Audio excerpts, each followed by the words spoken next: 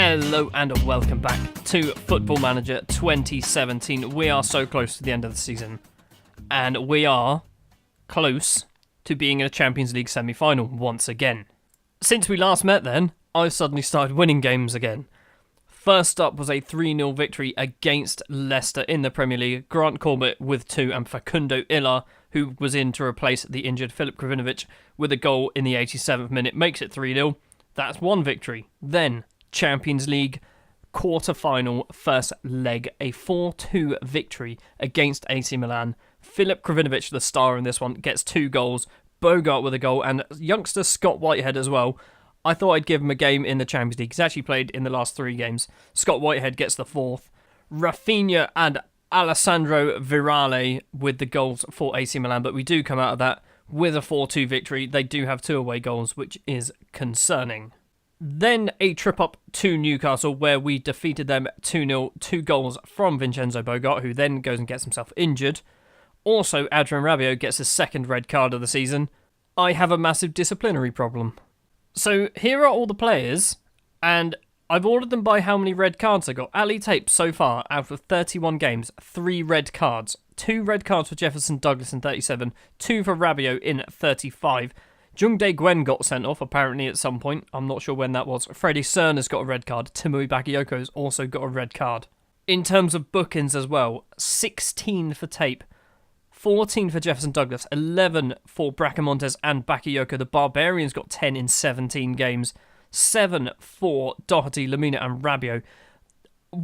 I don't understand how we can get so many bookings. Like, this is double figures for any player is too many bookings. Let's get back to this episode anyway. Today, this episode, we're going to be having AC Milan and we're going to be having Stoke.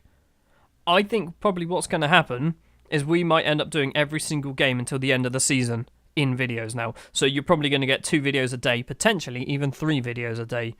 I don't know yet. I've not worked it out. The starting lineup then at the San Siro for the AC Milan game is as follows. In goal, as always, Coadio Kone. Back 4, Ali Tape, Craig Bracamontes, German Storico. I'm giving him games. Basically, I want him to get better, and the only way he's going to get better is by playing. So German Storico starts ahead of Freddie Cerner, and Jefferson Douglas as the left back. Midfield of Bakayoko, Doherty and Rabiot. Filip Krovinovic returns from his injury as the advanced playmaker. Grant Corbett and Scott Whitehead are the strikers. In case you're interested in Scott Whitehead, he's actually very, very good. He's only 19. He's described as a wonder kid as well. So that's why I'm playing him. So far this season, he's actually scored 12 goals on loan at Norwich. I recalled him in January because I looked at him and went, yeah, he's pretty good. He should be playing for us. Calmly, I fully expect to keep our run going. No, that's not good. Well, I fixed the midfield a little bit. Apart from Bakayoko, no one else really cared. They just listened keenly. One thing I didn't realise about AC Milan, and I've only just spotted, on the bench, they do have Big Wes. And I'm normally not very good against former players. This is the first highlight. Corbett's put it in. Hold on, 25 seconds on the clock. We've gone and got ourselves an away goal. We're 5-2 up. 5-2 up. I was too busy talking about Big Wes. Rabiot gets the ball, plays through bad boy Grant Corbett, one-touch control with the bottom of his boot, it looked like, and smashes it into the bottom corner. 25 seconds on the clock, and we are winning at the San Siro. And since the goal, nothing's happened. We played about over half an hour now. No highlights. Oh, we've actually had a yellow card. That's something. Free kick for AC Milan. Biglia gets the ball from the clearance. Biglia is... Ali Tape's gone through the back of him, but gets away with it. And is the counter-attack on? Krovinovic. Scott Whitehead. Whitehead's got bad boy Grant Corbett. Grant Corbett, can he do it? Grant Corbett has made it 2-0. We've equalled the away goals. So the only way we can go out of this now is if AC Milan score 4, and then we go into extra time and possibly penalties. Whitehead's through ball to Grant Corbett, and Corbett gets his 2nd of the game, sends Donnarumma the wrong way-ish, kind of. He didn't, actually. Donnarumma went the right way. What am I talking about? And that brings us to half-time. It's 2-0, 6-2 on aggregate. Keep going. Just keep playing. I can't imagine us throwing this away from this point. I know we've thrown away some pretty big leads, but they need to score 4 in half a match. Oh, okay, don't score 1 now. They need to score 3 in half a match. Romagnoli scores. I'm tempted to go contain. I really am. Gustavo Scarpa's free kick. Romagnoli even. Right, Kwadio Kone is a very good goalkeeper. Statistically, he looks superb. Oh, this is not good. If they score now, I'm going contain. What is happening? Kravinovic, Bakayoko, Grant Corbett, back to Bakayoko. Ali Tape's there if he needs him. Does use him. Tape, can he take it round his man? He's been tackled. And Scarpa, Lucchetti, Storico, your hero. Calm it down. Okay, or do that. Smash it up there. Donnarumma smashes it back. Kravinovic, I was wondering if he was going to try a first-time shot. Grant Corbett. Bakayoko. Corbett's made a run forward. Rabiot. Ali Tape. Can he get round his man? He can't. He's been tackled once again. Ali Tape's not having a good game. Or at least getting past Gaia. Scarpa bringing it down the left flank. And it's 2-0. 2-0. 2-all. It's pretty much 2-0 this half. Scarpa's run. There was no Ali Tape there to stop him. Crosses it in. And Gelson. It is Gelson at the back. Makes it 2-2. I'm going to try and stick it out until about the 70th minute before I change anything, like, tactically. 72 minutes. I haven't changed anything just yet, although I'm thinking I probably should have done. Rabiot, Bakayoko gets tackled, and AC Milan are bringing the ball forward. Good tackle, Doherty now. Scott Whitehead. Whitehead's been tackled as well. Bonaventura, Scarpa. Go on, Ali Tape. Ali Tape, you hero. God, why did you flick it onto Corbett's head? Corbett, though, does get the ball. Scott Whitehead smashes it into the defender, and AC Milan can now counter. This is just scrappy football. Scarpa has an effort. It's in the back. It's in the back of the net. We're going contain. We're going contain. Contain. I've conceded 3 goals in the space of, 30 minutes? Probably less than that. Scarpa, with the effort, in at the back post. Keeper should have saved it. The keeper just kind of put his hands up. 7-ish minutes to go. Kravinovic off. Freddie Cerner on. We're going for a back 5. Scott Whitehead's coming off as well for Lukaku. Whatever the AC Milan manager said at half-time to his team has clearly worked, because they've been a hell of a lot better than me, but I'm hoping we can hold out and get a second Champions League semi-final in as many years. Corbett with the free kick. Storico. Rabiot. There is 30 seconds left. Jefferson Douglas back to Storico. Douglas again. Through ball to Rabiot. Rabiot doesn't get there. Donnarumma gets it clear. Jefferson Douglas, 10 seconds. He's been tackled. Long ball smashed up the pitch. Bracamontes, just kick it off for a throw-on. Ali Tape tries to play Grant Corbett through it. Doesn't matter. We do lose the game, but we do go through. That, assertively, was not very good. Everyone looked fired up. Good. And here is the draw for the Champions League semi-final. I would like to get Barcelona, because I cannot beat PSG to save my life. I cannot beat Manchester United unless they're playing a second string 11 to save my life. I can beat Barcelona. They are first out. And we do get Barcelona, so we could have a Champions League final to play. Obviously PSG get Manchester United, but that is definitely a winnable game. We're almost at the Stoke game. However, this bit of news has just turned up. Campaign steps up for Bogart to win PFA Young Player of the Year. Fine, I'm okay with that. I don't think he's been that good. He's been good, but he's not been that good. Other players thought to be in contention for the award are Kelechi Iheanacho, Grant Corbett and Craig Bracamontes. I think it's safe to say we're probably winning Young Player of the Year this season. So, back to the Premier League, and as you can see on the right-hand side, we have a game in hand. We are joint on points with Tottenham Hotspur. We've got better goal difference by 2 goals. Only 2 goals. We're 11 points behind Manchester United. I don't see us catching them.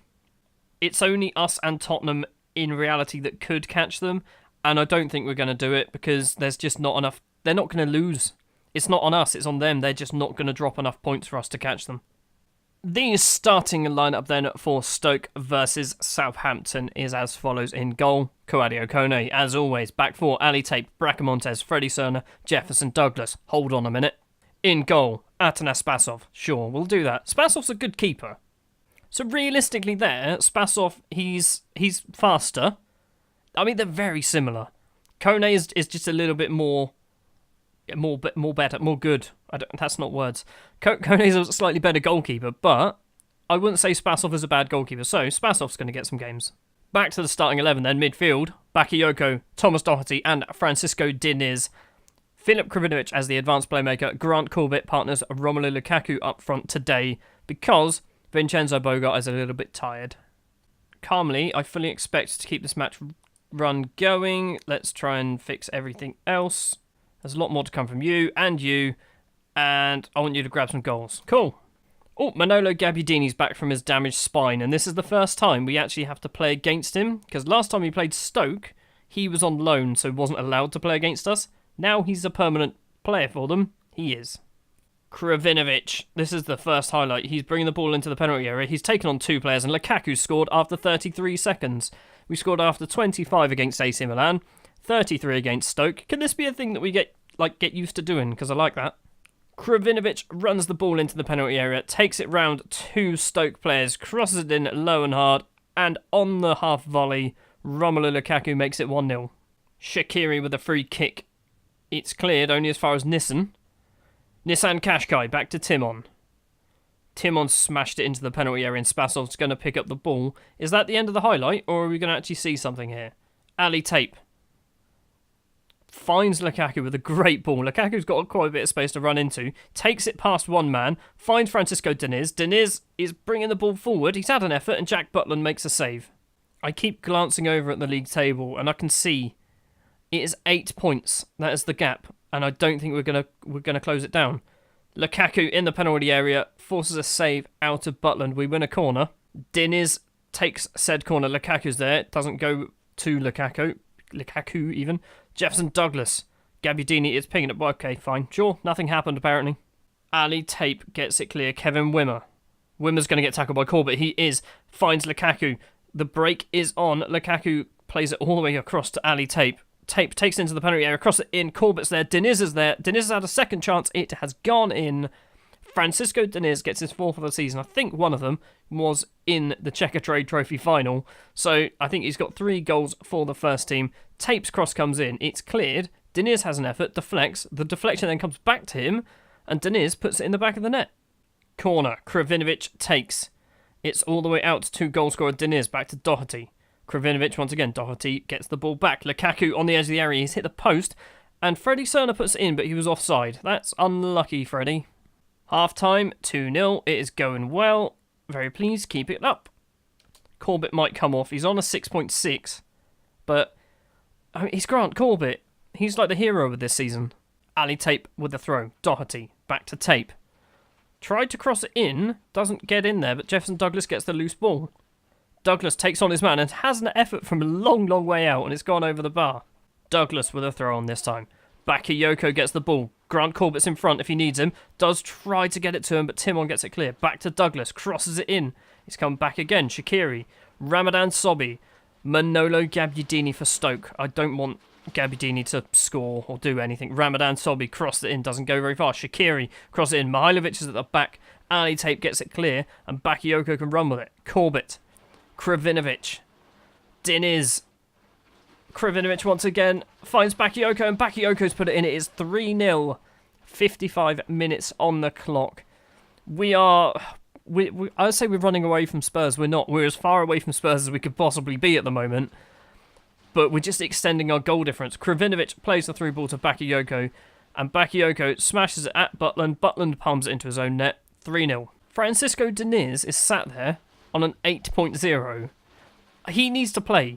His average rating over the last 5 games is like an 8.6. It's something insane like that. So I need to keep giving Diniz some games. Corbett gets the ball from Krovinovic. Lukaku has an effort. Butland with a save. I'm tempted to bring off Corbett because he's not having a good game so far. 74 minutes on the clock and Corbett is coming off. Let's bring on Magubane. We're 3-0 up. Shouldn't be a problem. Doherty. Jefferson Douglas. Bakayoko. Back to Freddie Serna. That's full time. I didn't even see what the time was on the clock. Apparently it was 90 minutes. 3-0 victory then against Stoke. That is a very good win. I'm very pleased. Good job. And that means the league table looks like this then. Obviously Manchester United, top of the table, 8 points clear on 82 points. Southampton in second, 74 points. 3 points behind us is Tottenham on 71. 1 point behind Tottenham on 4 points behind us, is Chelsea on 70.